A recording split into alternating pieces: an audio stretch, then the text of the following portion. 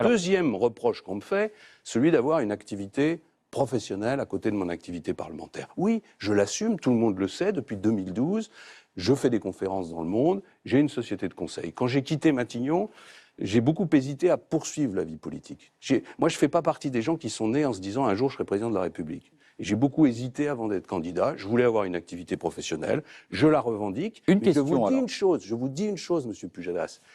Vous ne pourrez pas trouver, d'ailleurs personne n'a trouvé, vous ne pourrez pas trouver une seule décision de François Fillon parlementaire, un vote, un amendement, un discours à l'Assemblée nationale, ou une position de François Fillon, homme politique, qui soit influencée par mes activités privées. Permettez que je vous pose une question là-dessus, François Fillon, et je voudrais vous montrer cette photo.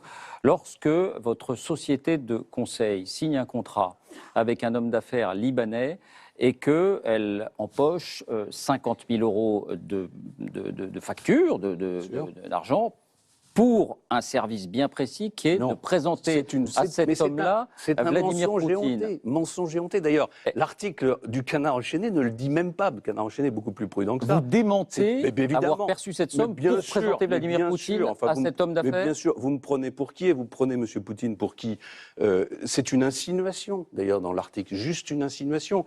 J'ai effectué un travail de conseil pendant des mois pour cette entreprise. De conseil ou de relations publiques? De conseil pour une très grande entreprise. Non, de conseil pour une grande entreprise, pour l'aider à s'implanter sur un certain nombre de marchés. Pardonnez-moi, mais quand on dit ça, tout le monde pense, François Fillon, comme Premier ministre, il s'est fait un énorme carnet d'adresses et il le met à profit dans une activité privée pour faire du conseil, au service d'un homme d'affaires libanais, par exemple. Alors d'abord, pardon, mais il y a un petit côté un peu méprisant en disant un homme d'affaires libanais. Bon, un chef d'entreprise. Oui, c'est un grand pour le chef d'entreprise. C'est une des plus grandes entreprises. Est-ce que ça n'est pas en matière pétrolière mélanger les intérêts publics et privés lorsqu'on utilise un carnet d'adresses constitué en tant que Premier ministre? C'est une question personnelle. Je vous dis qu'à aucun moment, vous ne pourrez trouver une seule action politique de François Fillon qui soit influencée par mon activité professionnelle. Cette activité professionnelle, elle est légale. Il y a beaucoup d'autres parlementaires qui ont des activités professionnelles, de conseil, d'avocats. On peut demain estimer qu'il faut les interdire, c'est un débat qu'on peut avoir, mais en tout cas, on ne peut pas venir aujourd'hui me faire à moi, seul, ce reproche-là, et me présenter, comme on le fait, comme quelqu'un qui aurait été touché 50 000 $ pour présenter un homme d'affaires au président Poutine.